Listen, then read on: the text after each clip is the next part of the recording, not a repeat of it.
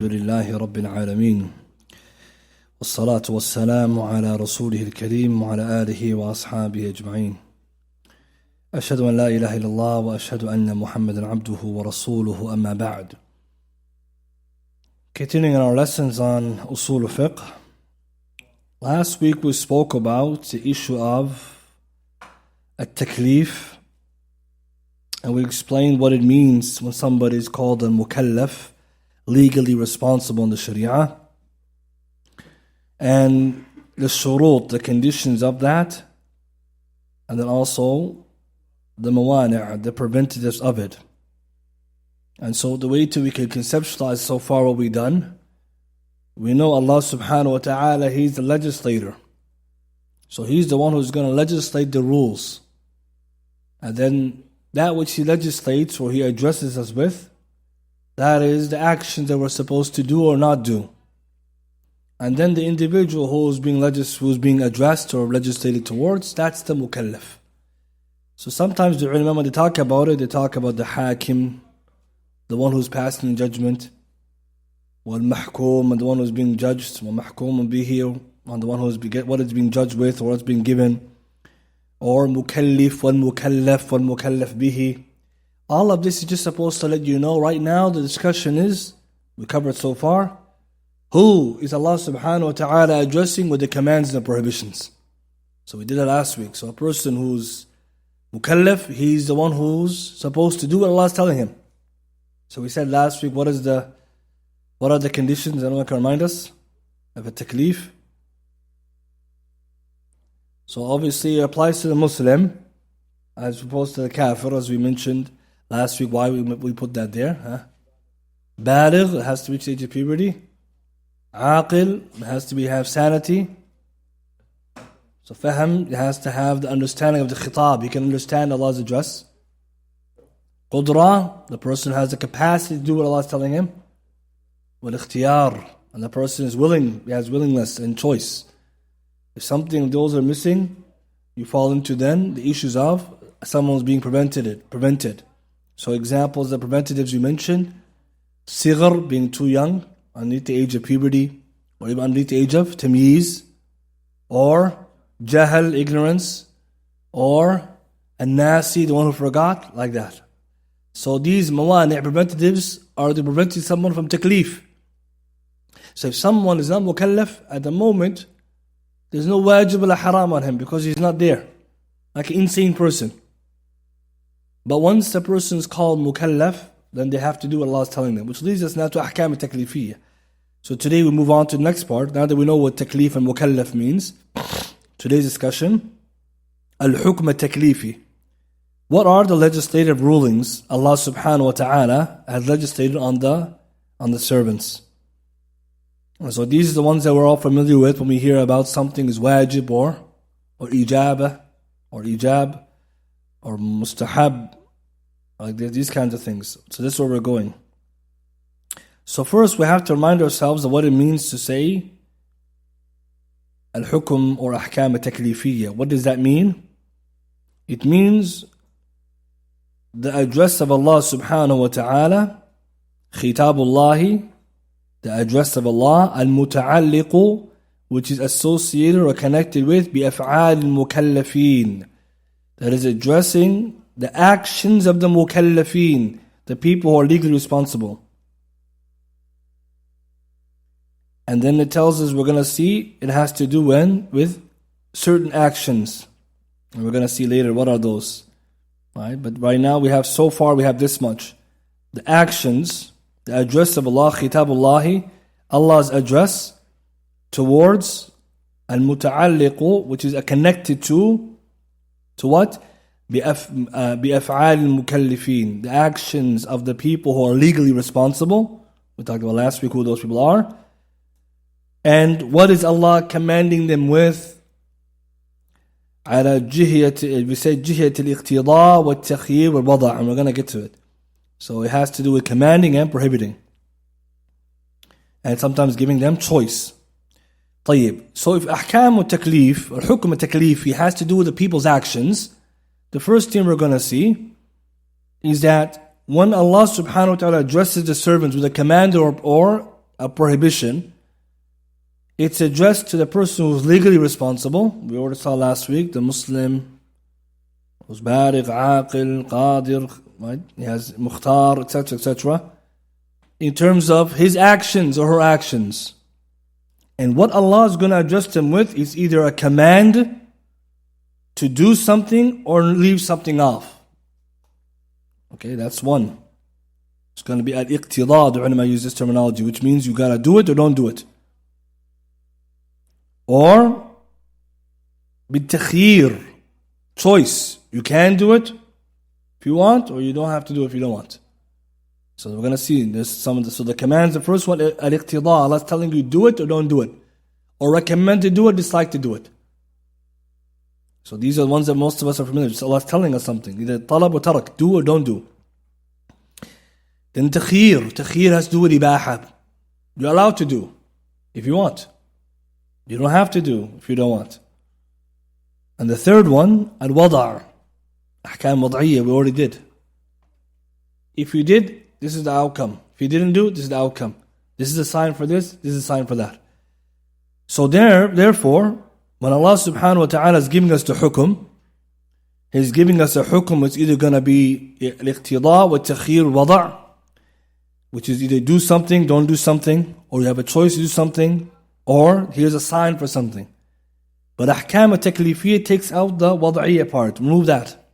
So it's all going to be what Allah tells you to. You can do something, you have to do it, or you don't have to do it, or you have a choice to do it.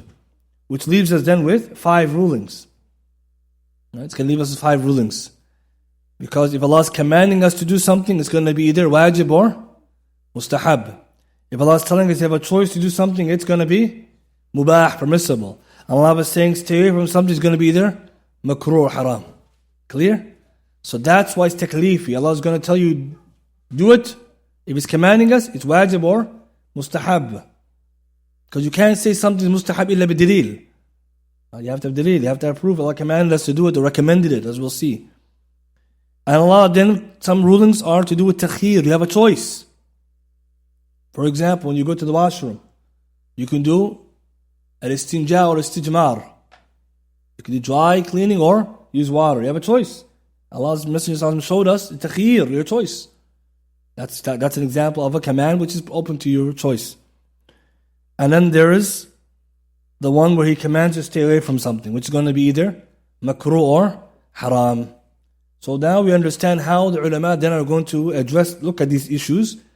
We're going to look at the Quran and Sunnah, the statements of Allah subhanahu wa ta'ala, the statements of Rasul sallallahu alayhi wa sallam, His approvals, His actions. We're going to see later all the evidences. Looking for what? The commandments, or that which entails commandment. The prohibitions, or that which entails prohibitions. Or permissibility, that which entails it. That's what we're looking for. That's what the usuli is going to finish the rules with. That's what he's trying to conclude with. This action is halal. This one is mubah. This one is mustahab. This one is haram. And how they got there. Right now we're just talking about the rulings. We didn't get to that how yet. So you have to understand then hukm ahkam taklifiyya, the most important part of usul fiqh. And as we keep going, we're going to see how important they are in trying to establish the knowledge or the rulings. With that being said, the ulama then say there are 5 rulings. Ahkam taklifiyya are 5. And the way in which the scholars describe it, it has to do with either the address of Allah or the ruling on the action. So if the hukum or ruling is what Allah addressed, then there's one way of describing it. And when you're describing the actions ruling, it's another way of describing it. Example, if Allah makes something wajib, we call it al-ijab. Allah obligated it, al-ijab, because that's Allah's action. Allah is obligating. The thing Allah obligated is called wajib. See the difference? That's the only difference. So when you say something is wajib, what are you talking about? The action that the person has to do. As for Allah, He made ijab of it. He obligated it. Same thing. An-nadab means Allah said permissible. The action becomes mandub or mustahab. I like this. So for our benefits, we're going to use the second one because most of us are familiar with that language. So then we're going to left with 5 rulings. Number one, al-wajib, an action which is wajib, which we're going to see what that means. Number two, an action which is mustahab, or you can call it mandub, or you can call it sunnah. There's many names for it. Number three, an action which is mubah, permissible. And you can call it, so anything around that, mubah or jaiz, all these words. Number three, makruh, something which is disliked. And then number five, something which is muharram, it's prohibited. Or mahdhur, muharram or mahdhur, or anything along those lines. And this is to do with what? Af'al. Okay, remember that, af'al, the actions of the servant. Right? So, for example, when Allah subhanahu wa ta'ala tells us pork is haram, what does he mean by that? Eating pork is haram. Okay, pay attention to that. We're going to get to that later. Eating pork is haram. Right? Because that's a fi'l of the mukallaf. Right? So that's going to come later handy. Af'al we're talking about. Hitting somebody is haram. Praying salah is wajib. This kind of language. So af'al, always. Af'al are statements and actions. So the ahkam, then the rulings we're going to give to things for sharia are the ahkam taklifiyya. When you ask someone what's the hukum on something, hukum taklifi. That's what he's asking you. What's the ruling on this? Halal means mubah. Wajib means like this. So these are what they're asking you. طيب, once that being understood, each one of these categories has categorizations. And so therefore, in order to better appreciate them, you have to go into each one of them. And the use behind this is that if somebody doesn't go through this carefully, they won't be able to appreciate the scholars when they differ or understand sabab al-khilaf, the reasons for difference of opinion. So what we're going to do, we're going to go through wajib and try to do all of it. And if we have time, we'll go mustahab like this. And each one of them, we go over them. And the reason why it's important, because it will help us to better appreciate and also understand the issue that we're studying. Especially in relation to the furu' al-fiqhi. Furu' al-fiqhiyya, the actual matters of fiqh. طيب, what is the definition of wajib? So scholars, they say, whenever you hear something's wajib, what does that mean? So linguistically, wajib just means something is saqit, something has fallen. But we're not interested in that definition right now, right? We're interested in the technical meaning. So let's just go to the technical meaning. مَا طَلَبُ الشَّرْعِ, that which the legislation has commanded, فِعْلَهُ, has commanded its performance, طَلَبًا جَازِمًا, with the request which is certain. مَا طَلَبَ الشَّرْعُ فِعْلَهُ طَلَبًا جَازِمًا, that which the legislation has required of an action to be done and has been requested جَازِمًا, يعني with certainty. Now some of the ulama, they may have some criticism with this wording, right? But we're not going to go there. We're just going to stay with it because most ulama mention it. So anything the sharia or the shari', Allah asks us, ما طلب الشرع, or you can say ما طلب الشارع. Whatever the legislation or legislator requires you and to do, فعله طلبا جازما, the key word جازما. Allah wants you to do this action with certainty. Hence you have no choice. That's called wajib. That which the sharia says you have to do it. There's no other way around it.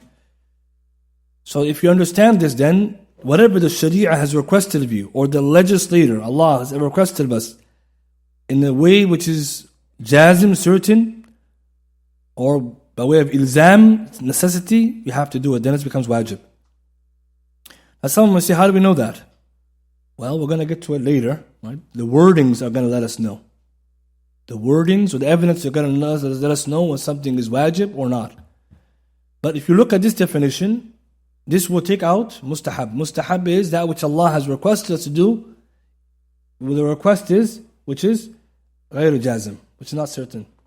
Or not being binding. So Allah wants us to do, but it's not binding. So you can see that wajib and mustahab, they share. They share in a definition, but only one difference. One is binding, one is not. So which one is binding? Wajib. Mustahab is not binding. But the wording is telling you to do it, but it's not binding. So from here, the ulama say, when Allah requests us to do something, the ruling can only be one of two. Right? Again, it can be a third one, as we'll see. Sometimes the wording looks like a command, but it's not. But when it's a command, as a command, it's either going to be wajib or mustahab. Sometimes a word, it looks like it's wajib, but it's actually going to be mubah. And that's the part where the usuli comes and he figures that out. Which wording tells us what. So sometimes people, they may jump to the conclusion something says wajib, but we say, wait, we have to figure it out, we have the steps. So we're going to get to that later. What are examples of something which is wajib? Tawheed, the oneness of Allah. Salah, Hajj, Siyam, Zakat, Birr Walidain, Sidq al-Hadith, being truthful. All these things are wajib. Okay, and we're going to see later. And how do we know them? Well, all of these things Allah commanded us to do it in a way which is necessary or necessitating you have to do it. There's no way out of it. So that's the essence of what wajib means. And we're going to find out later what the wordings, which wordings necessitate wajib, which don't. So you can already sense, if you're following me right now, sometimes the difference of opinion among the ulama is on whether something is wajib or mustahab. Why? Because they're looking at the wordings and their implications, indications. طيب, the ulama say now, أقسام الواجب. Wajib can be divided across a number of considerations. Each one of them is useful. So how many considerations are there? The scholars say you can divide wajib into at least 3 or 4 categories. 3 or 4 categories.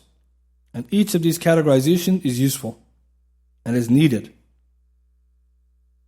Okay, so wajib, the same one we're looking at, can be divided into 3 or 4 categories. 3 at least, and some they can add the 4th when they talk about different things. We'll cover at least 3. First one, wajib in consideration of its type. Wajib is of 2 types when it comes to the action itself, or in the actual essence of the actions required. Either it's wajib mu'ayyan or wajib mukhayyar. One which is you have to do it specifically, or one you have a choice in how you do it. So that's the first categorization. Wajib mu'ayyan means Allah wants you to do a particular action specifically. Like salah, Allah wants Isha salah. Specifically you pray it. And how to pray it, He told you specifically how to pray it. This is called wajib al-mu'ayyan. Specified specifically for us.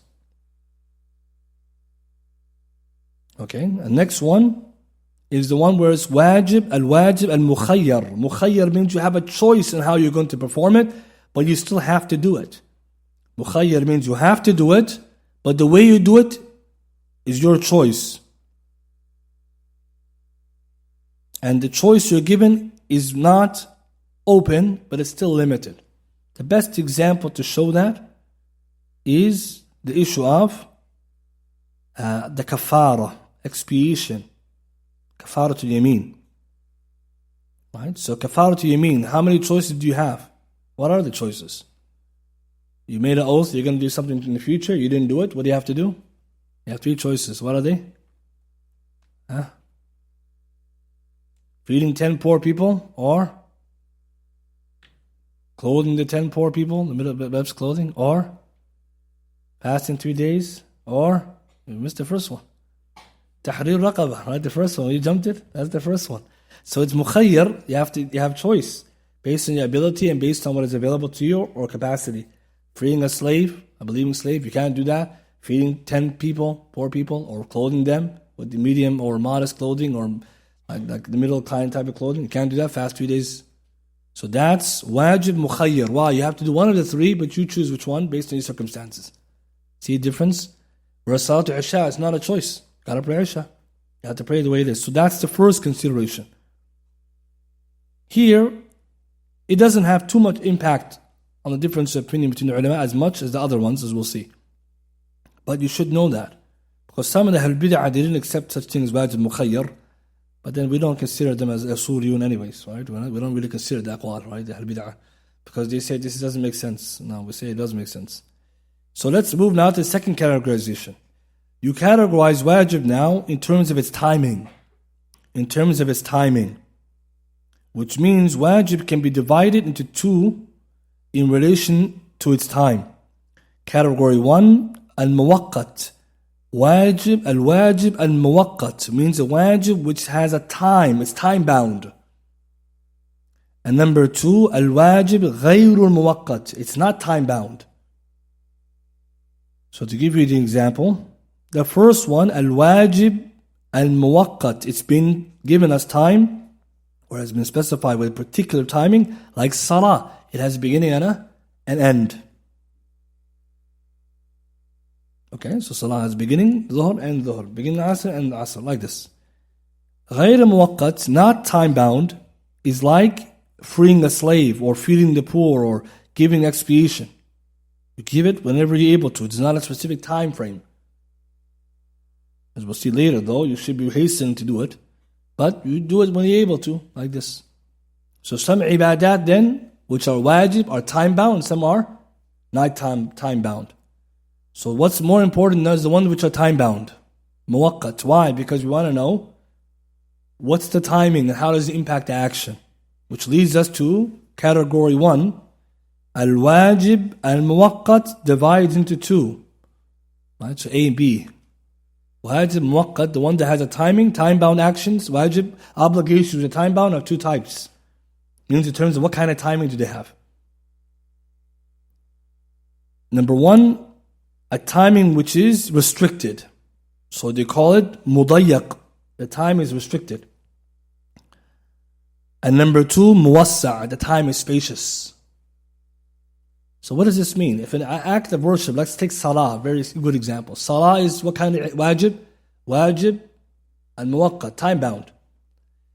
Now wajib, muwaqqat means time bound. Okay, is the time spacious or is it restricted? That's the question. Whenever something is time bound, you want to ask, what kind of timing do I have? Is it restricted timing or is it spacious timing? How do you know what spacious and restricted are? The scholars, they say any action in which it's not possible to perform another one of it. Any action in which you can't do 2 or more of that same action in the same time, and the time frame given, is called mudayyak. It's restricted. So to make it easy, salah. So time dhuhr comes in to time dhuhr ends. How much dhuhr salah could you pray? I mean, you're not supposed to pray 100 times, but you could pray technically 100 dhuhrs, right? So what kind of ibadah then is it? Salah is muwassa'. Waqtuhu muwassa', is spacious because I can pray dhuhr a number of times before time ends. But an example of something which is restricted, fasting. How much fasting in Ramadan could you fast in one day? Only one. You can only do the first day of Ramadan the first day. You can't do the first day and second day. You see, and some people can say, why can't you? Ya Shaykh, waqtuhu mudayyak. And that's why the idea tadakhul comes here, right? Because people always ask you, can I join the niyyahs? Why are they even asking? Because some of them, they know I can't do two of them at the same time. So I'm trying to find out if I can do the 2 of them with the same niyyah. You see, now you're thinking a little bit different now. So okay, now that's a good discussion. But fasting, you can only do one fast one day because the timing is only available for one action. You start from Fajr until the Maghrib sets. You can't do nothing else. By the time you do the second one, it's already Maghrib. There's no fasting at night. So when something is muwassa' and mudayyak, you have to look at the Sharia to figure out the reason why it's useful. If an act of worship has a time, it's time bound. When you miss the time, what do you call it? Qada. But if an act of worship doesn't have a time bound, it's no qada. It's not no qada there. It's not time bound. So if it's time bound and you miss the time, you're doing qada. If you miss the time with a reason, right, that's when you're going to do the qada, and some scholars even say that's ada. You're doing it on the right time because you have udhr. But let's say I missed it for no reason. Now we're going to get to a discussion in fiqh. The ulama, they talk about someone missed salah for no reason. Okay, how many times this question comes up? What's the discussion about?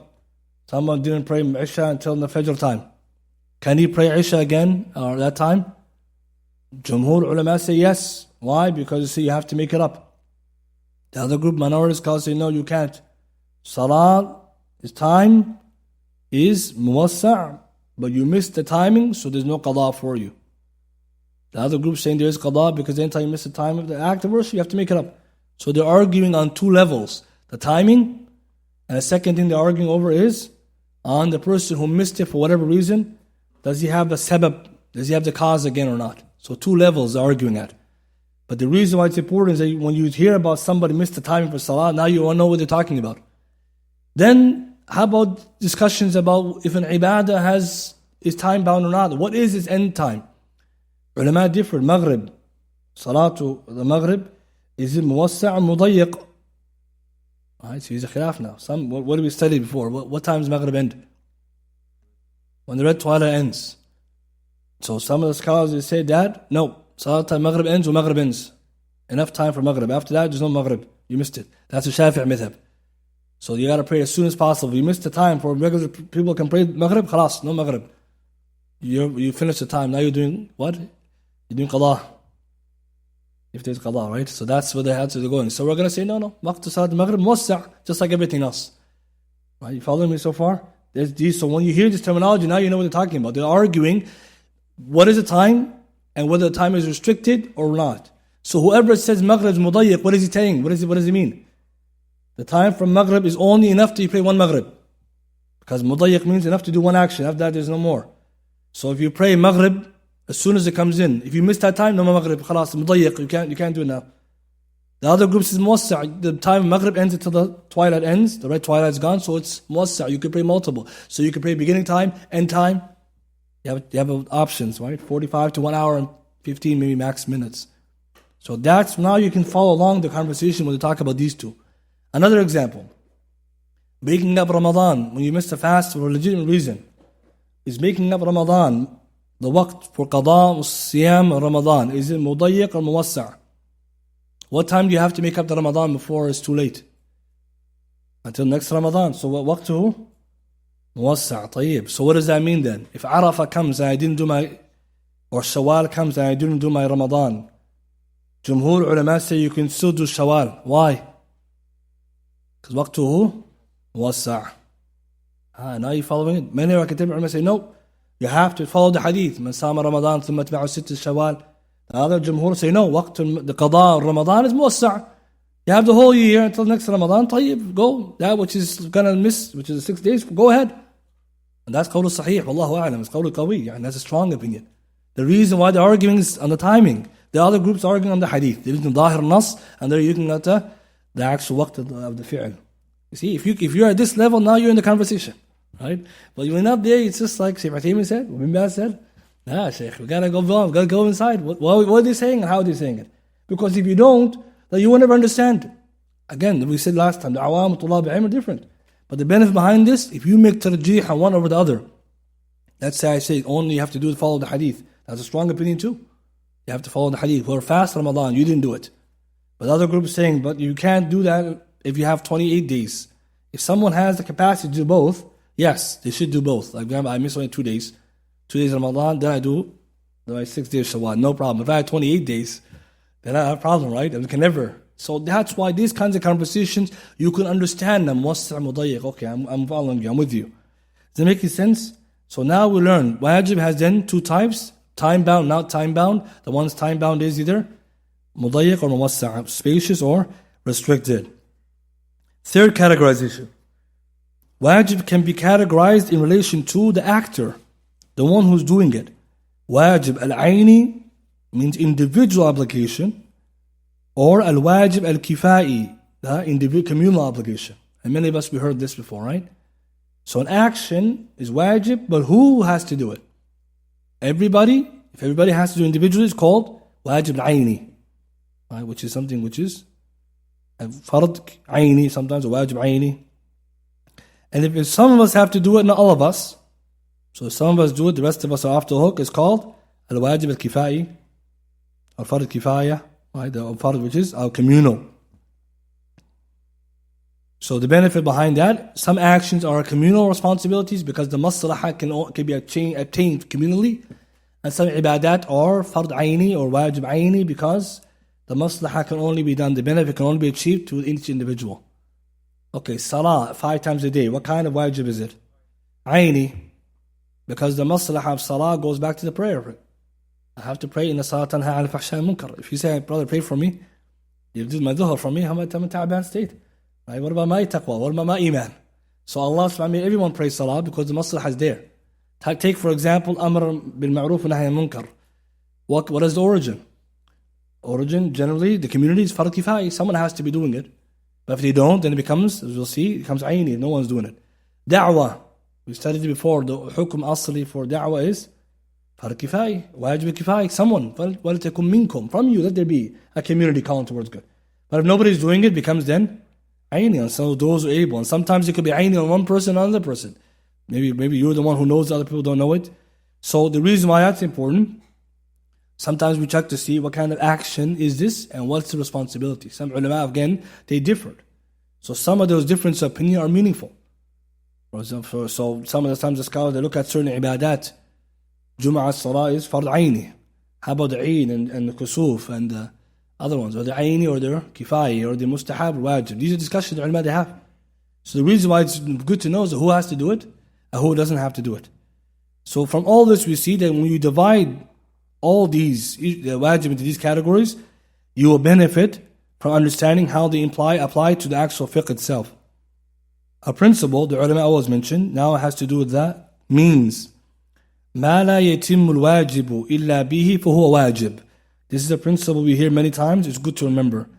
مَا لَا يَتِمُّ الْوَاجِبُ إِلَّا بِهِ فَهُوَ وَاجِبٌ. مَا لَا يَتِمُّ الْوَاجِبُ. That which can an obligation, that which is necessary for an obligation to be completed, it too becomes obligation. ما لا يتم الواجب إلا به فهو واجب. So an example would be, if my clothes are full of najasa and I have to pray salah, and I can't pray salah unless my clothes are clean, because وَثِيَابَكَ فَطَهِرْ, cleaning my clothes becomes wajib, because salah is wajib. So these are the wasail. This is teaching us the means to wajib are wajib, the means to mustahab are mustahab, the means to haram are haram, the means to makruh are makruh, like that.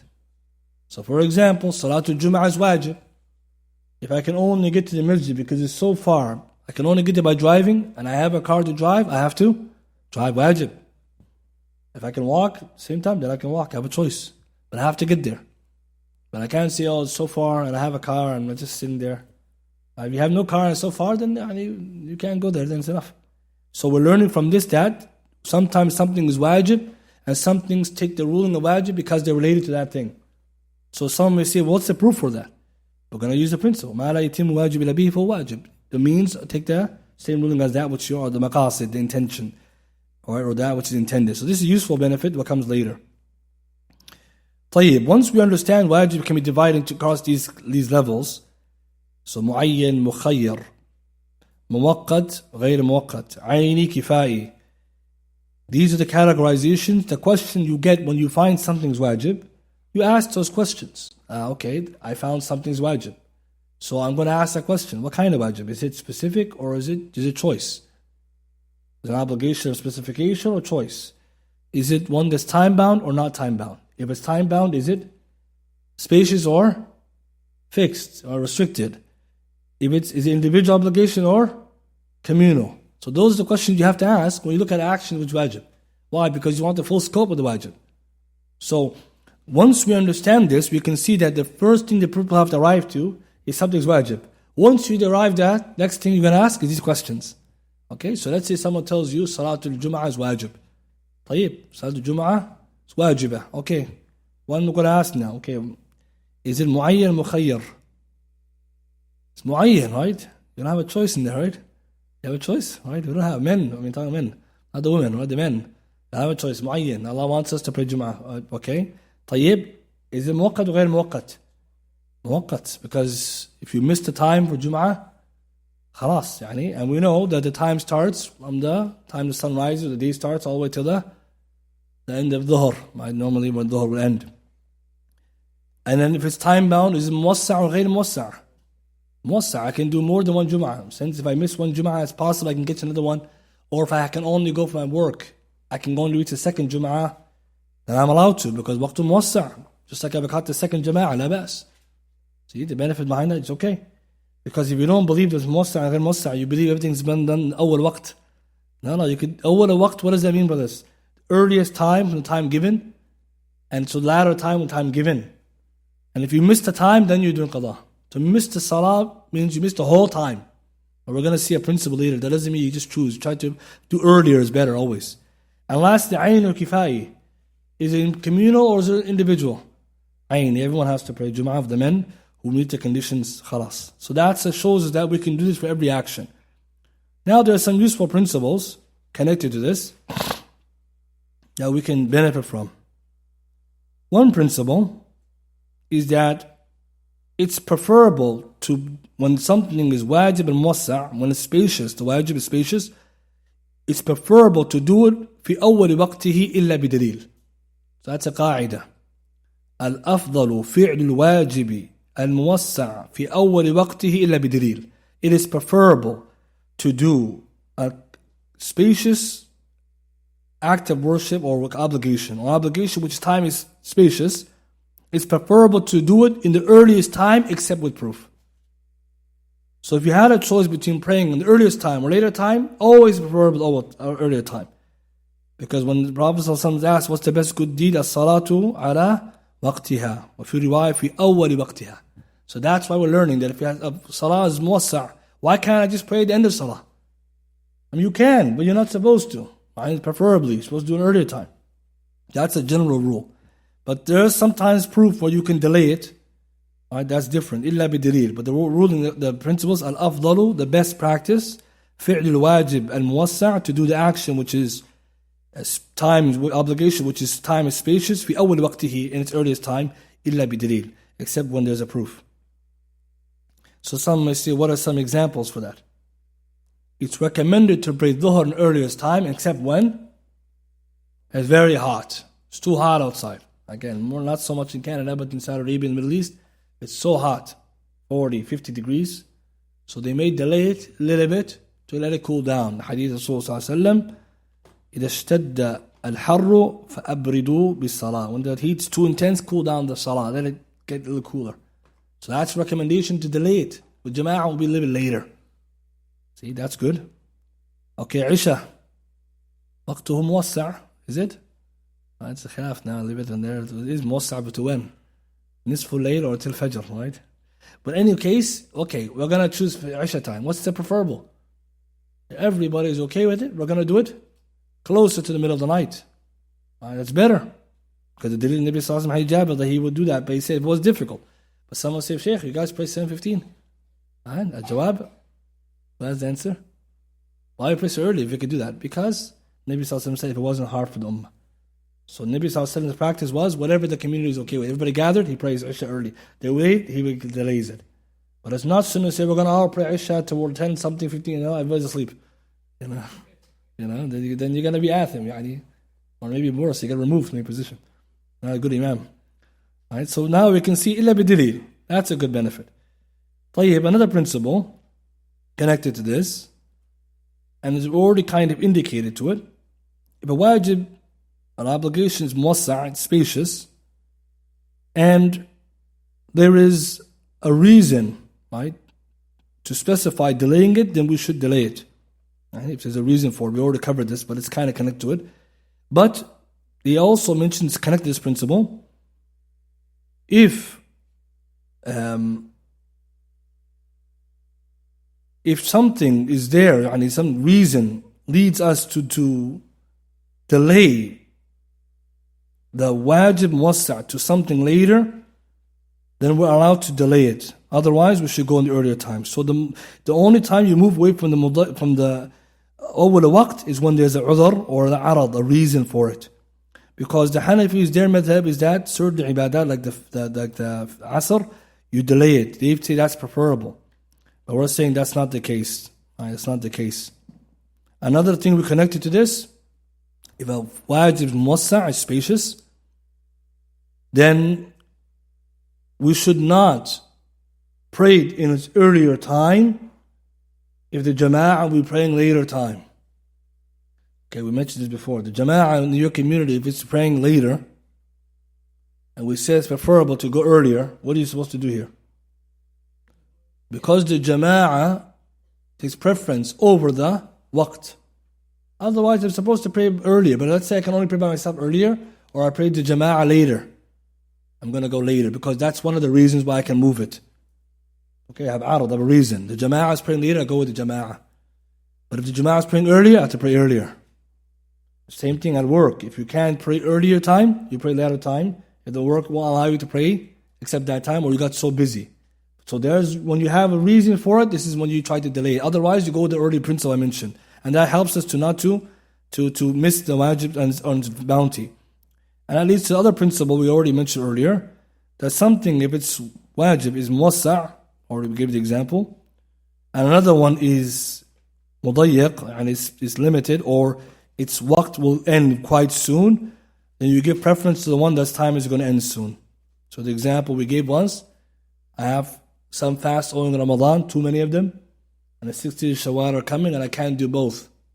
If I can do both, I'll do both. Otherwise, what I'm going to do, I'm going to give preference to the 60 days Shawwal because the time exits faster, whereas the other one's muwassa'. So here we can see sometimes these principles, they become useful, and the ulama sometimes they differ in relation to it. طيب, with this being said then, the real consideration, and where really the debate between ulama really is at times, is what is wajib? How do you know it's wajib? Al-fadh or sigh al-wujub? And this is the point which is very important. What are the al-fadh or the sigh, the wordings of wujub? Means what are the wordings that tell us something's wajib? Because this is what we're going to be looking at, especially when we're talking about the nusus, the textual evidences, which are qawliya. Okay, we'll talk about later, but when it comes to the acts or actions or the evidence, the adilla, some of them are qawli and some of them are fi'li. Most of them we know are qawli. Maybe some said, Allah said, right? The so-and-so Imam said, statements. And sometimes evidence or actions. Maybe some did, he didn't do. So we're going to talk about later the evidences separately. But right now we're talking about, I got a wording or a text.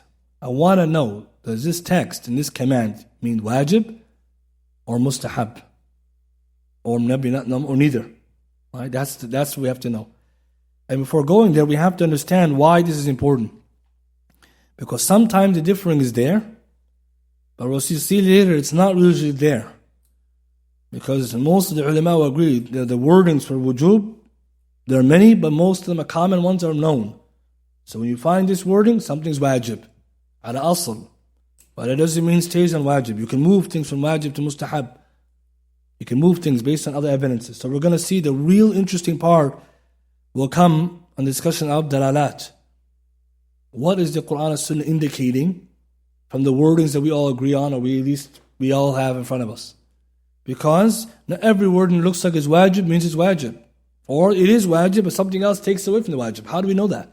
That's why the ulama are discussing often something that looks very clear cut, but it's not. But right now, all we're trying to know is, I got a wording. The first analysis, is it wajib or not? That's it's because it's amr, it's a command. So let's look at some of the wordings to help us, because this will give us something to work with. Some of the ulama, they say that the wordings for wajib are many, there are many. And some of them they mention upwards, at least about 8 or 9 most common. And Ibn al-Qayyim, rahimahullah, in his kitab, Bada'i al-Fawaid, he mentions a lot of this. So that's a good place to look because he mentions it and he talks about these wordings. Nicely, the wordings behind it. But let's talk about them one by one. The first one. Fi'il amr. Fi'il amr is a command or imperative verb in Arabic. A comparative, right? Or a command form verb. وَأَقِيمُوا الصَّلَاةَ وَآتُوا الزَّكَاةَ. أَقِيمُوا الصَّلَاةَ is fi'il amr. Allah's commanding you, do it. It's those of us who know Arabic, how do we know that? أَقِيمُوا آتُوا. Right, these are commands. So if Allah is commanding us with a fi'il amr, a commandment, the origin is a commandments in Arabic. So Arabic there's past tense, present tense, future tense, and command forms. Command forms, wajib. In asl, of course, that's when you see it, you know it's wajib. And we're going to take the principle, al-amr, all the commandments, whenever you find them, whatever one it is I'm talking about today, you feed al-wujub. They teach us something's obligation. So you're going to train your brain. When you see a commandment, commandment equals wajib. Fil asl, that's origin. Go later on, we're going to complicate it, but that's the first thing. Wajib is command. Command equals wajib. So Allah says, أقيموا الصلاة فعل أمر. فعل أمر يفيد الوجوب. That means do it. I mean, it's simplistic, but it counts. Later you're going to be like, okay, that's correct. Because we're going to look for other things to make sure that there's no other alternative meanings. Second one, and if you want a lot of this in English, Shaykh Ibn Uthaymeen, his kitab, Al-Usul min ilm al-Usul, or fi ilm al-Usul, that kitab is in English. Ibn Uthaymeen, he has all of them listed. A lot of them. So that's a good place to look if you can find the PDF even. And you can get all of them. He lists each one of them. So it's good to see them. Another example. فعل مضارع المجزوم بلام الأمر. So present tense verb in Arabic, which has been preceded by a lam of commandment. Okay, and becomes majzoom then. So now you can see how delicate this is. The Nahu in Arab and Usul of Fiqh, they go like this. فعل مضارع المجزوم, a فعل مضارع, present tense verb, that's preceded by what's called lam al-amr, the lam of commandment. And when this lam commandment comes to the fi'l mudari', it makes it majzoom. It becomes like sukoon at the end. This combination means wajib. So I'll give you an example. Surah Hajj. وَلْيَطَّوَّفُوا بِالْبَيْتِ الْعَتِيقِ. So Allah says, and circumambulate the ancient house. So Allah starts with wow and lam, that's lam al-amr, the lam of commandment. يَطَّوَّفُوا is fi'l mudari'. Why? Because there's ya before it. And the wow, it ends with wow because the noon is taken off. Right? Because we're going to see it's a command, it's going to become a command form here, become majzoom, you drop that. بِالْبَيْتِ الْعَتِيقِ. Now some of us will say they didn't get that. It's okay. But that's part of also learning Usul al-Fiqh, that some of these things we should know. Because if we don't, we wouldn't know. Now it's not even that hard, because some of this, if you study any Arabic, you know fi'l mudari', present tense verb. Lam al-amr comes before it. Then it becomes like this. وَلْيَطَّوَّفُوا بِالْبَيْتِ الْعَتِيقِ. So what we're also learning here is that when the ulama are finding out something's wajib, now you're noticing what they're doing, right? They're not always looking for the word wajib in the text. That's also one way, right? But that's not the only way. In fact, that's not probably the most common way. So for example, what's an example of that we're going to get to? But sometimes like the hadith ghusl. غسل يوم الجمعة واجب لكل محتلم, right? Sometimes we know this word. غسل of Jum'ah is wajib. It says wajib. Right? So then we say, خلاص, wajib. Yeah, that wording is not going to find a lot of the commandments like this. So we have to move away from the idea that wajib is going to say wajib, fard. No, the ulama are doing istinbat. They're looking, they're deriving. And that's the sharaf of our deen, brothers and sisters. Islam, we're the only ones who could do this. The Yahud, they don't have usul al-fiqh. They have ahkam بدون usul al-fiqh. And the Yahud, the Nasara, they don't have anything. Right? They don't have either usul al-fiqh or nas. Right? Because everything's mixed up. So us, when the ulama look at it, now you're wondering, how come the ulama said this? If you read now, they're seeing what they're doing. So go to the book, Ibn Uthaymeen, Usul min ilm al-Usul. And if you learn some of these, it's like a list. And like a formula. You find this, you find that, it equals this. But then sometimes you take it away. When you take it away, also there's a method. Everything has a method. So here Allah is telling us, go around the ancient house, the Kaaba. It's a command. A command means then, it's wajib, because that's the origin. These are when the wordings of wujub. And it's true, when you go to tawaf is wajib. It's from the arkan of Hajj Umrah. Number 3, ism fi'l amr.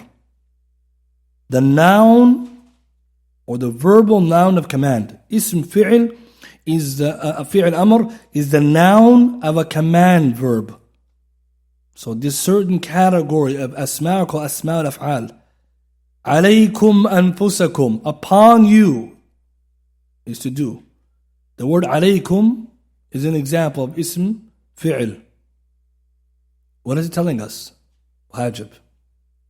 Now some, again, if you don't know what I'm talking about here, it doesn't mean, don't worry. Right? We go home, you're going to read what he's saying, and also allow us to build the dots between the fiqh and the nahu and other things. Ism fi'l Al-amr is the nouns which are nouns of verbal commands. Alaykum, upon you, or required of you. What's the famous hadith many of us know? Alaykum bi sunnati. What does that mean? And what is it teaching us? It's wajib to follow sunnah. You see? Someone tell you, Akhi, it's not wajib to follow sunnah. What are you going to tell him?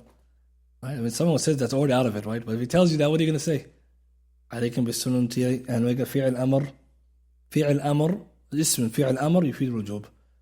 That's the higher level, right? Most of us, we don't need to go there because when you tell someone this hadith, you already won. You have a hadith, doesn't have anything, that guy. And then you tell them what's the meaning of hadith like this. But look at the translation then. See, the translation has to follow them. Required of you, or you must. Number 4, 5, 6, 7, 8, right? All of these are to do with the same things. They're Arabic oriented. So another one, number 4, masdar al-na'ib and fi'l amr. So it's getting more further complicated. Masdar is a verbal noun. Al-na'ib, which is taking place of fi'l amr. Right, so that's going to be hard to explain, right? If someone doesn't know this. So we're going to just mix all of them. Inshallah, those who want more, you go back to the kitab because you're going to have to see the examples and read them. And later, inshallah, after the class, we can look at some of the examples in the projector. We have to go. That's another way to own Usul Fiqh. You have to go through these examples properly. So I'm just going to read the rest of them for the sake of time. I'm going to summarize by talking about what is the goal of this. Number 5, التصريح من الشارع بلفظ الأمر.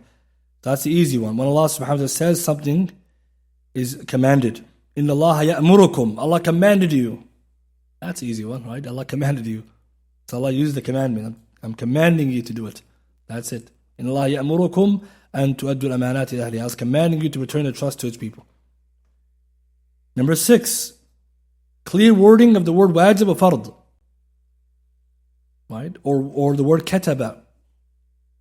So, for example, we gave Jum'ah, the ghusl is wajib. MashaAllah, it's already there. Faridatan min Allah. Allah's talking about inheritance. Faridah.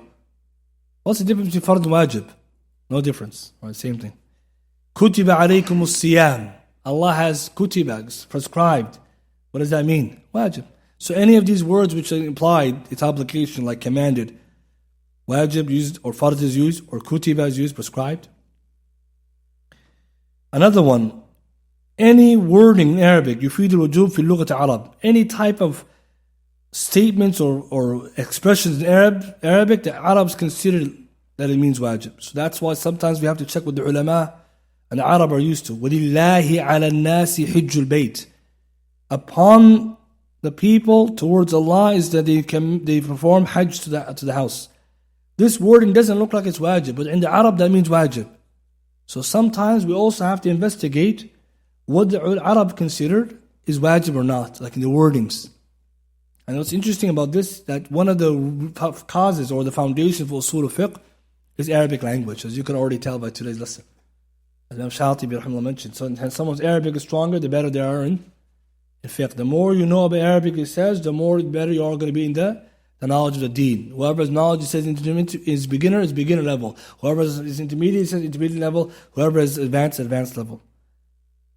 And number 8, the last one here, ترتيب الذم والعقاب على ترك. When there's a combination of them, blame, والعقاب, and punishment, على ترك, for leaving off something. So any wording or sentence in which there's blame as well as iqab, punishment for leaving off an action, that means it's wajib. And this is what Imam al-Qayyim others benefit us with. فَلْيَحْذَرِ الَّذِينَ يُخَالِفُونَ عَنْ أَمْرِهِ أَن تُصِيبُهُمْ فِتْنَةً. So Allah is here warning, فَلْيَحْذَرْ, beware those who oppose His command, أَن تُصِيبُهُمْ فِتْنَةً. So here they oppose the command, the tark. So Allah is threatening them or saying that you're going to be falling into a fitna, and that's blameworthy. Which means what? Let those who oppose Rasul beware. Beware of what? A fitna. And that means it's wajib then to not oppose his sunnah. So from these categories, if you look at them, you can see some of them are easier to be identifiable than others. Maybe we'll give a few more that maybe you can find as well. Some of the ulama say that when also you look to the Quran and Sunnah, you can also see very common wordings as well. There are other wordings which are also popular that will lead us to the same points. But most of them are mentioned here. For example, words like haqq. Something is a haqq al-ibad. It's a right on the servants to do. That means it's wajib. Or al-ibad. Or it's upon them to do it. Or when you hear about an action, if you don't do it, then your action is going to be invalid. So I'll give you an example, one more. Sometimes the wording suggests that if you don't do this, the action is no longer there. لا صلاة لمن لم يقرأ بفاتحة الكتاب. There's no prayer for the one who doesn't say Fatiha. Is Fatiha wajib? Rukn? Where did you get it from? Because here it says there's no salah. So therefore, I need to pray salah, aqim salah. And if I can't pray salah, Fatiha, why is Fatiha is also wajib? It's rukn. Like Allah denied the existence of salah. The Shari'i legislation is invalid without the Fatiha. So therefore, Fatiha is wajib. Otherwise, it wouldn't say that. So from all of this, we can see there's multiple ways of figuring out something's wajib or not. And it gets more complicated than that, but we're not going to go further. What we're going to highlight then, when we look at wordings, the job of the person who's studying Usul al-Fiqh is to look at a wording and look and see, does this indicate, number one, a command? And if the answer is yes, is it wajib or mustahab or otherwise? That's what you're that's what you're training your brain to do if you're studying Usul al-Fiqh. Because if the ulama look at a text and everyone agrees it's wajib, then khalas, ijma'. But you're going to find they look at it and they differed. Me and you, if we're trying to study Usul al-Fiqh, we have to move away from that. The wordings always mean, I find one of the 8, I find one of the 9, it's wajib, khalas. No, not so fast. Because there are other evidences out there. You have to check for other evidences. So we're going to see that we're just starting. We're not completing. Because someone said, this is very easy then. I just look for these 9 and no. If it was that easy, there wouldn't be so much khilaf or ikhtilaf. Give you an example. Someone asked once, one of the brothers, what's the ruling on the ghusl al-Jum'ah? It's wajib or not? What do you guys think? Wajib? Someone say yes, wajib. Jumhur ulama, what do they say? Mustahab. Why? Wajib al-kull muhtaram. You see, if fiqh is that easy, Usul al-Fiqh is wajib, brother. That's it. The only delil using one nas. Right? That's level using. See, some of us, we forgot only one text. Where's all the texts?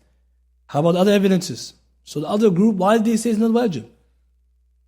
We're going to look at other evidence. And they went, they looked for what? Other wordings and also other reasons. For example, Umar and Uthman, when they were discussing about the Jum'ah, ghusl, hadith Muslim, and Umar asked Uthman, do you come to Jum'ah late and you didn't do ghusl? He said, I did wudu. Umar kept quiet.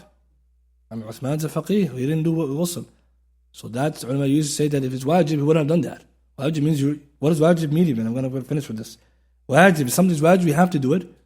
And if you don't do it, what happens? You're deserving of sin. You know, not get sinful, mustahiq, you're deserving of a sin, of a punishment. But here's Uthman, Khulafa al-Rashideen, it's coming in the Jum'ah, no. So that's one of the evidences they use amongst others. Why am I mentioning this?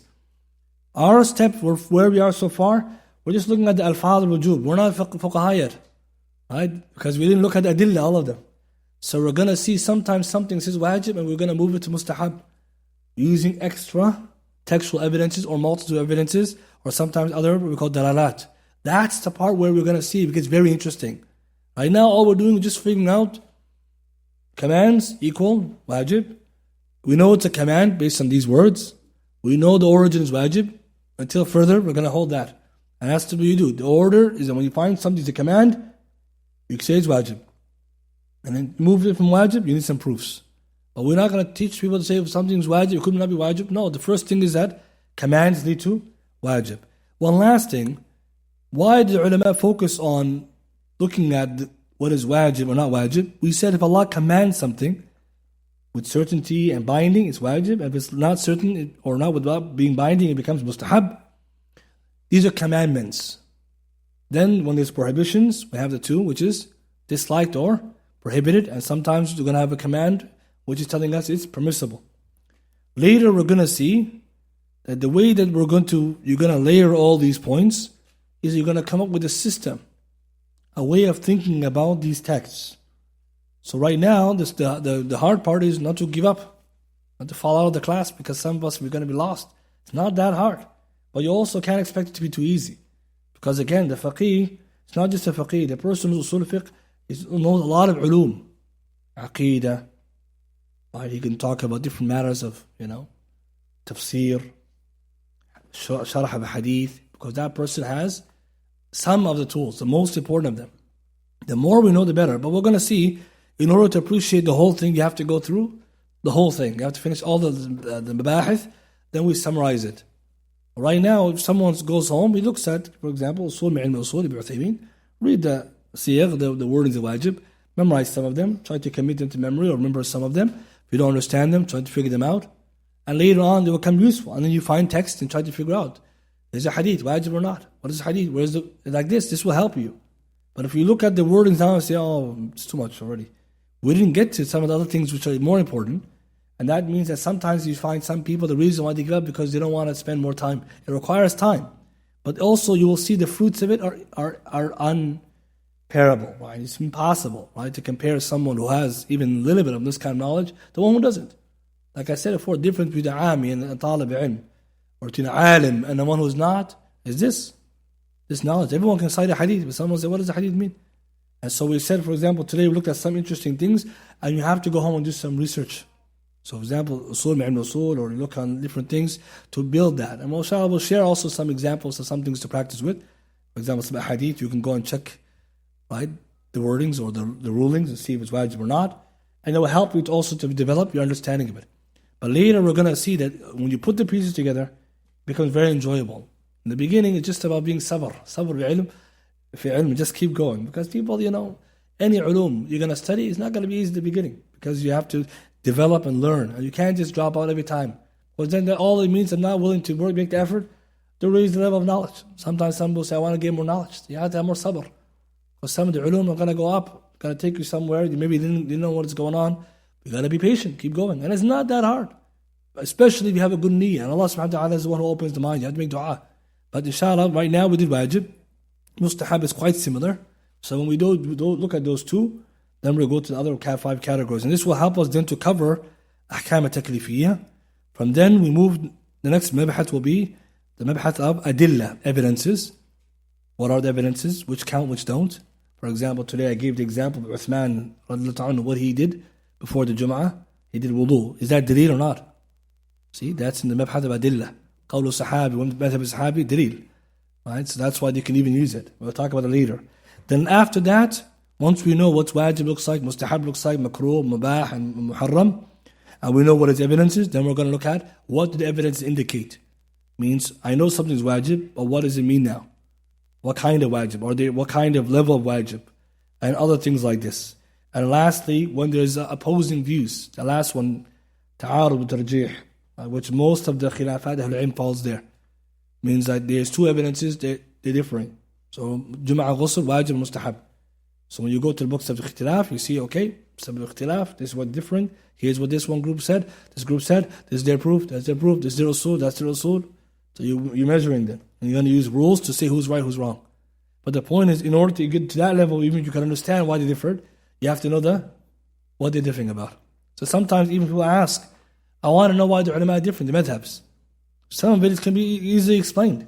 Some of it cannot be explained without knowing what they differ over. So inshallah, step by step. So we're not going to do too much, but that's enough for today, inshallah. Anyone has any questions? Yes.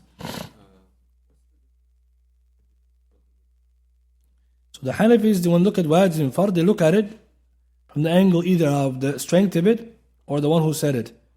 So fard is going to be dalala is qat'i and wajib is dhanni. Or they say fard could be from the Rasul of Allah and wajib from Nabi sallallahu alaihi wasallam. But usually it's qat'i dhanni. And we're going to see later why qat'i dhanni, what does that mean even? Right? But that's what they're arguing. Something is clear cut, one is not clear cut. So but we're going to say that Jumhur Ahl al-Ilm, they didn't differ on that. Fard is wajib, wajib is fard. Because it's used interchangeably. Yes.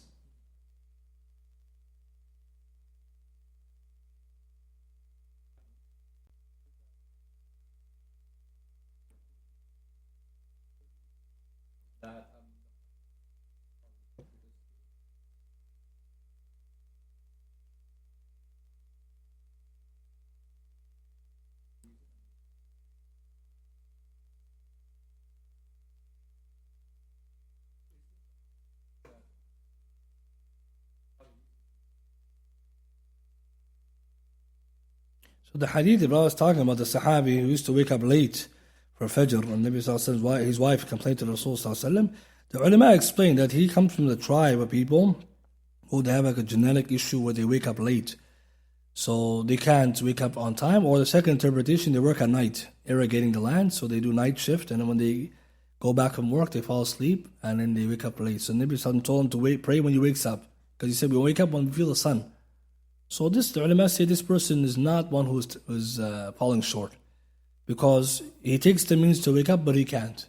So we know ليس على النائم تفريط or لا تفريط على النائم. There's no negligence or sin on a naim, the one who's sleeping, because we said he's not mukallaf, but he has to take the asbab. So this group, they had a genetic reason, they go to sleep when the time to sleep is allowed, which is late night, and with the asbab he can't get up except this time. So that's okay. But the ulama says it's not allowed for someone to sleep with no alarm, or no one's going to wake you up, and no one's going to appoint someone to do that for you, then you're sinful. So this hadith has nothing to do with that. So we know that some people who work night shift, it happens. So Allah subhanahu wa ta'ala is considerate of that, mercy on us, but you put the alarm, you try your best. But now imagine somebody just say, I'm going to just pray, sleep, no alarm, wake up. Nabi Sallallahu Alaihi Wasallam hadith of Muslim, when Bilal, he appointed Bilal to wake him up for salah. And Bilal fell asleep and they all wake up late. So Bilal was appointed, why? Because the ulama said that's how you do it, that's how you wake up for Fajr. You need some alarm. Hayya Aisha, Nabi Sallallahu Alaihi Wasallam used to use the rooster. That was the alarm clock, right? So this is the problem. People who just say, I'm going to sleep. If the waqt of salah came in and you know you sleep, you're going to miss the time, it's haram to sleep. But if the waqt didn't come in, you can pray sleep beforehand. It's okay. But you have to take the means. If you take the means and you sleep before time comes in, which is halal time to sleep, and you missed it, you're okay. That's what the ulama will explain. But it doesn't mean now somebody who knows himself, no one's there to wake you up, the alarm's not going to work, salah is very close, you stay awake.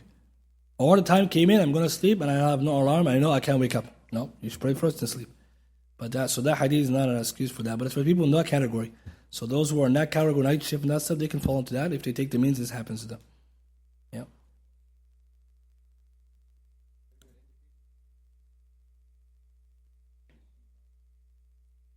No, yeah. The question is saying that he was getting upset at her because you couldn't wake up. As for beating and these things, the interpretation, go back to Sharia, right? Some people, they read the Sharia wrong, right? Like what is the urf of the Sahaba when it comes to that? What's the khitab Shari regarding this, right? So go back to the Quran Sunnah, right? But it's not allowed to do that, yeah. But he means like the other part of the hadith, like she used to fast in daytime. That's what he got upset, because that's the huquq issue, right? Yes.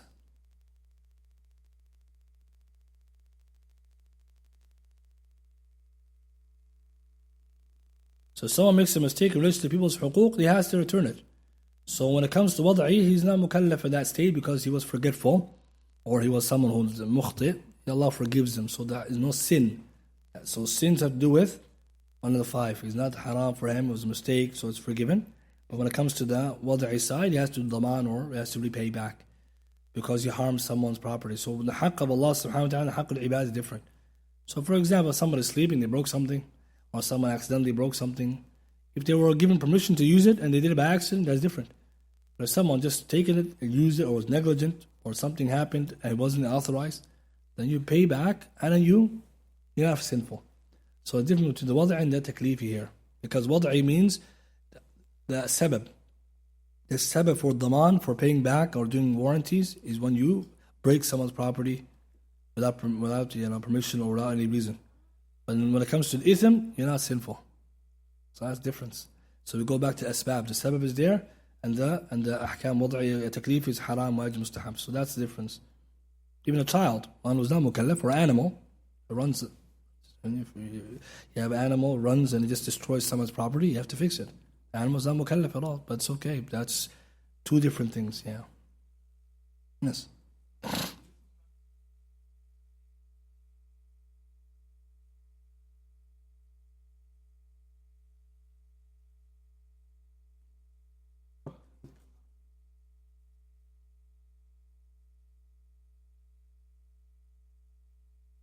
So that's the key, is right. That sometimes something which is muwassa' can become, for somebody, the time is not so muwassa' for him because there's no other alternatives. For example, if Jum'ah can only be prayed in one area, yes, the Jum'ah time is supposed to be all the way till the Dhuhr time ends, but there's no other Jum'ah in his area to which he can catch in the right time, so he has to pray that Jum'ah. So he has to pray at the earlier time with the one congregation he has. But for example, someone's traveling, the salah becomes more and more spacious. So we have salah time, but now he's doing jam'a muqassar, especially jam'a becomes even more spacious, right, for him, because now he can do between two salah and gather it. But generally, the muwassi' muwaqqat, Allah subhanahu wa ta'ala is one sets it for us. So ulama say that here, Allah will determine for us what is spacious, what is not. But once it's determined from the Quran and Sunnah, the person then will work with it. As long as he's within the time period, he caught the action in his time. So for example, if somebody prayed Jum'ah within the frame when Jum'ah is entered, he prayed Jum'ah on time. If someone prayed Salah at the last end of it, he caught the time. One rak'ah he catch before the sun sets, he caught the Asr.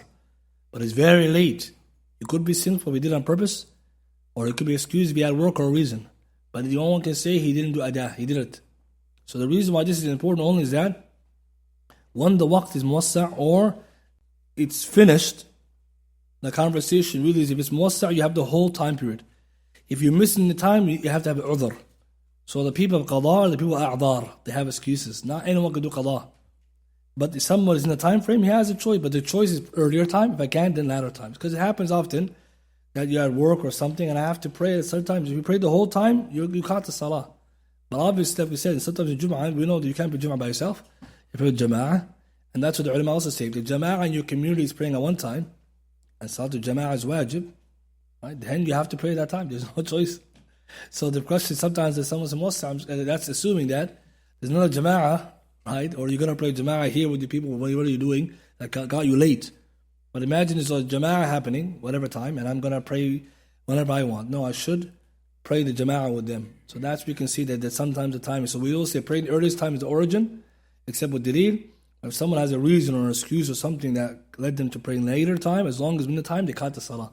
But when they miss it, the question then is going to be, do you have udhr or no udhr? That's the real discussion too, because some people, they think, the ulama mentioned many of them, the qada can be done for any time you miss something. But the argument, it goes back to the ahkam al-taklif wada'iyya, we mentioned asbab. Al-hukm yudur ma'a sababi, wujud ma'adama. So you can pray dhuhr before dhuhr time, you can pray dhuhr after dhuhr time. That's qawl sahih. The other group said it's a qada is needed because the dayn is owing on you from the side of Allah. But the problem is that since salah has a sabab, when the sabab is gone, the amal is gone. It's like Hajj, same thing. Hajj has its seasons, and Hajj and its days and its times, and the Hajj after no Hajj. So this is a better way to approach it. But now we understand that the salah has a timing. If somebody is so lazy or somebody is so not practicing, at least we try to pray within the time. Because again, if somebody doesn't pray, what the ulama say, tariq salah is who? Who is tariq salah? The one who doesn't pray. As-salah in its timing, its entirety, or all the time, or even one salah. So the guru scholars will say they won't miss one salah. Whoever misses one salah in its due time, from the beginning until the end, without an excuse, فهو kafir. That's one opinion. But the reason why that's important is somebody just praying all the time late, it's bad, but it's okay. This is better. Better than one who doesn't pray. So we can see that sometimes it does depend on the context, but a person should try their best to do it on the earlier time, and it's better for them and better habit. Wallahu a'lam. Yes, brother.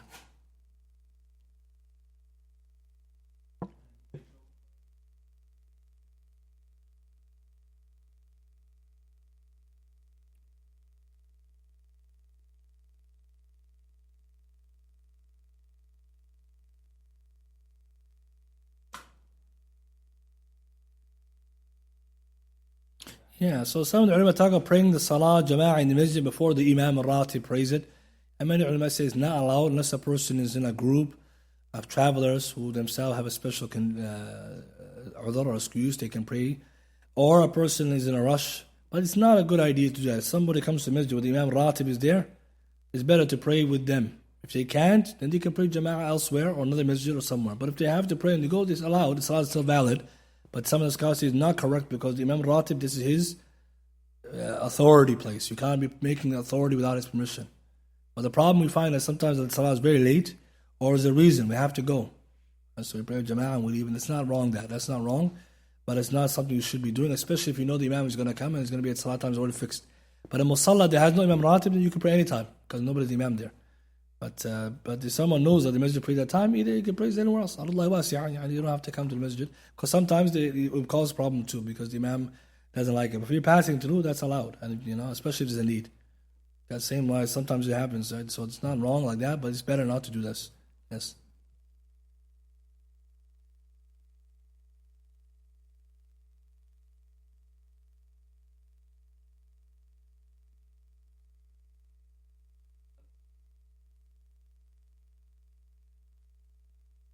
So the hadith Ibn Mas'ud and Abu Musa al-Ash'ari, I think it was. Yes, Ibn Mas'ud used to break the fast and quickly pray, hasten to Asr, Maghrib, and Aisha was told about that, and versus Abu Musa who would break his fast, take a little longer and then pray on Maghrib. So it's based on his ijtihad, but the more closer one Ibn Mas'ud, closer to the Sunnah, and Ibn Mas'ud was also more knowledgeable in that angle, so that is a Sunnah. But yeah, some of these differences, the ulama differ, but it's also not really different. Maybe it's his own practice. He didn't say attribute to the Rasul sallallahu alaihi wasallam. But she asked which one is closest to Sunnah. He said that one. Misread what he did. Means that when you break your fast, and then quickly go to Maghrib. Like some people, inshallah, they do the whole suhoor, or the iftar first. That's the evidence against it, right? And last one, inshallah. What about if a lot of time over 60 years old that is it permissible to pray before or after the congregation, or to pray while keeping an eye on all the kids and sometimes pray after the congregation? Or some sisters pray beforehand so that So for the women, it's okay for them to pray after, before, like this, because Salat al-Fard is Jama'ah is a wajib on aslan. So it's not wajib on them, so they can pray before or after, they can do what they have to do because it's not wajib on them. Second thing is that, yes, if somebody has something that's delaying them from praying in the Jama'ah, it's permissible for them to delay it. But since it's not wajib on them, they can pray by themselves, they can join the Jama'ah, but somebody's going to stay. And that's a good thing to watch over the kids. Someone might pray the Jama'ah after. So praying Jama'ah after is not a problem, right? But praying before him, that's a problem because we had Abu Musa and Abu Sa'id Khudri, Nabi when the man came late, told him he was going to give him sadaqah. That shows you can pray a second Jama'ah in the masjid after it's done. But beforehand, that's a problem. Why? Because the Imam is supposed to be the one who has authority. So, for example, I come to masjid, Salat 3 o'clock, I start my own Jama'ah. And they say, no, you have to wait for him. But if the situation comes where we have to pray beforehand, and you're praying individually, that's fine. It's about the Jama'ah issue. Praying the Jama'ah, because now you're going ahead of the person's authority. Because the Imam is the one who's responsible. Imam al-Dham, and he's responsible for the people, but also this is his authority. But in a case like this, it's okay. And even we know that sometimes there's security, and people have to wait to pray after. That's okay. In fact, that's what they're supposed to do, because everyone can't pray because some maslaha might happen. So, for example, all the kids are going to cause chaos and pray Jama'ah. Somebody might pray beforehand and wait with them, or someone pray after. That's good. That's okay. Especially for the women, because not even for the men sometimes, if there's a security, that's allowed, like we see in the haram, right? Wallahu a'lam. Subhanallah, bihamdika, ashhadu an la ilaha illa anta, astaghfiruka wa atubu ilayk.